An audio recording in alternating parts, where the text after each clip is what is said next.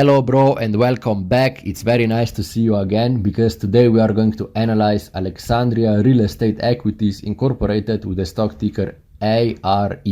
Because I was doing a bit of a research about real estate companies and I was thinking, okay, let's take a look at this company together and then also together decide whether we should add this company to our own portfolio, okay? Now, as always, we are going to analyze this stock using this little Canva presentation that I prepared right now here. So let's begin, okay? First of all, why should you listen to me? Because my name is Jasha and I am your best investment advisor who will help you make smart decisions with investments. Now you can see this is me right now here. And additionally, I know quite a few strategies that might help you outperform the SP 500. So click the first link in the description. Now let's begin with the analysis. Okay, this is going to be very beginner friendly, short, as quick as possible, and also still as clearly explained as possible analysis, because I don't want to fill you with any bullshit. Okay, now as a complete beginner, what do you care about is chart, profit, debt, money on the bank account, value, and price. Now here are some simple facts about the company. So this is actually a real estate investment trust. That means they are buying real estate in science niche and then rent it out to others. And it was founded in 1994. So it's a relatively old company, which is what we want to see because we want to have those reliable, a bit older companies, okay?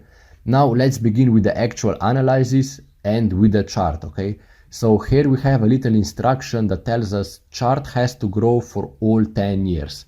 Now, what exactly does that mean? That means that first of all, I will draw a little exponential growth line, kinda like this. And then we are going to compare the actual stock price, the actual stock chart, as you want to say, with that exponential growth line, okay? Because we want to invest in companies that are growing exponentially. Now, what do we have here? We can see that the chart, so the stock price actually followed this growth line quite perfectly. But then unfortunately in 2022, the stock chart went completely fucked, okay? You can see that it started to decline massively, but then slowly right now it's growing a bit. So we have to be patient and see what will happen in the future, okay? But still, bro, I don't think that this chart is very promising, I don't know what happened. Was it COVID? Was it something else? But generally we want to invest in companies that have that exponential growth, okay? So here that's not the case, unfortunately, okay?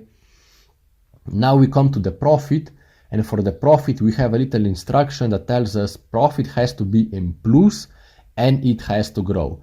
Now immediately, bro, you can see that here I marked year 2016 where they had minus, and that's immediately a no-go. Like, I don't even want to take a look at that chart anymore. It's fucked up just because of minus, okay?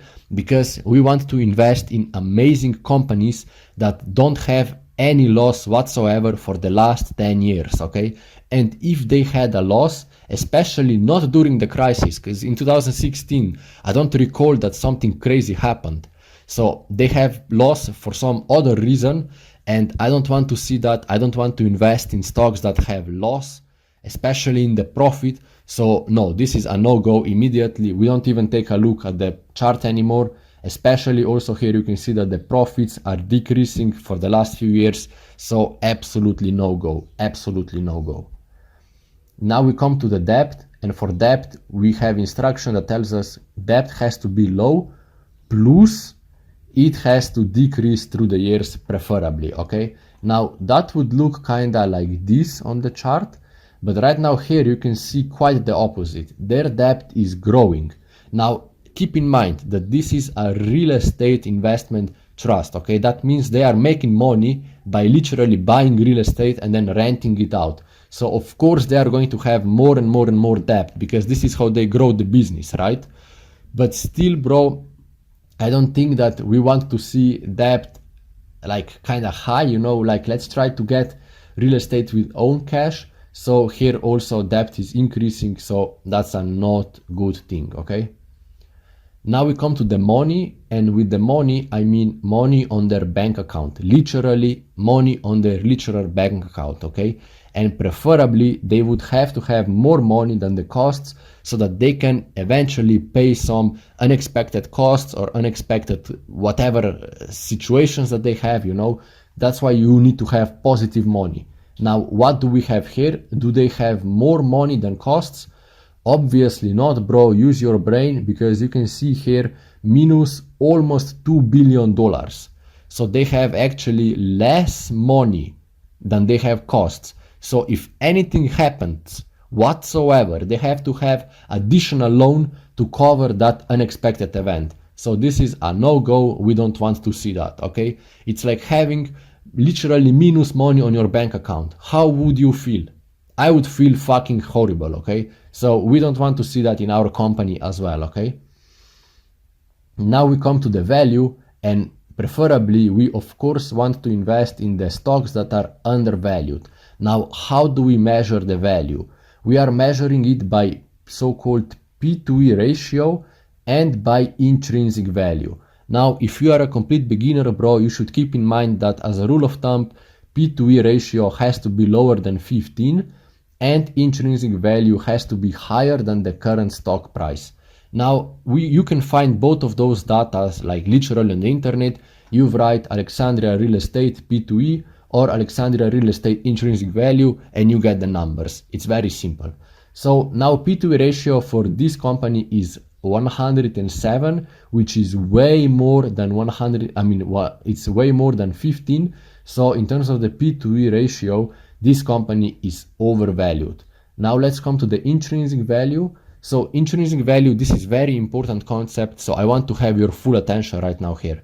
Intrinsic value is actually the price that the stock should have at this exact moment to have a price that is fair. You know what I mean? So based on some calculations, the Alexandria Real Estate should have at this exact moment the price of $133, but the actual price is $116, which is a bit lower, for around $15 lower than the value that it should have. You know what I mean, bro? So the stock is actually trading less, so it's trading lower than it should have. You know, like the price is actually cheaper than it should have been. You know what I mean?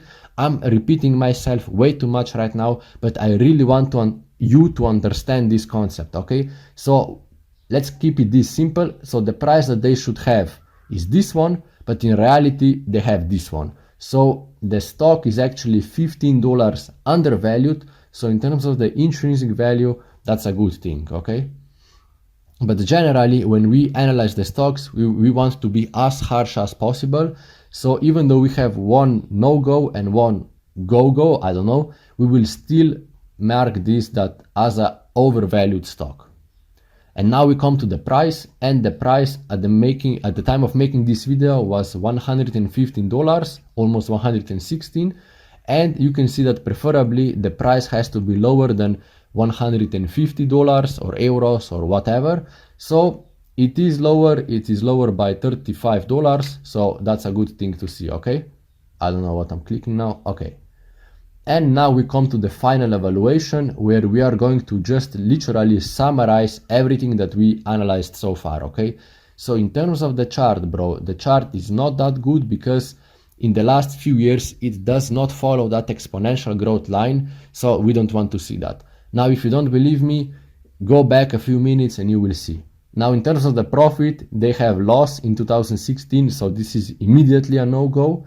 In terms of the debt, they have growing debt, so this is what we don't want to see, even though they are literally they need debt to grow because they are investing in real estate, and you can buy real estate with debt, obviously, but still we don't want to see that.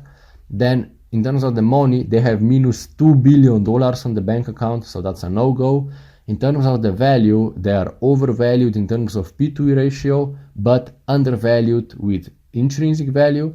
And the price is the only good thing because it is around 115, so to say, and is below 150. So the general thing is, bro, you should sell this stock. When I was analyzing it, they have amazing performance, they have amazing gross profits, they have amazing like income before the taxes, but after taxes their income is absolutely shit.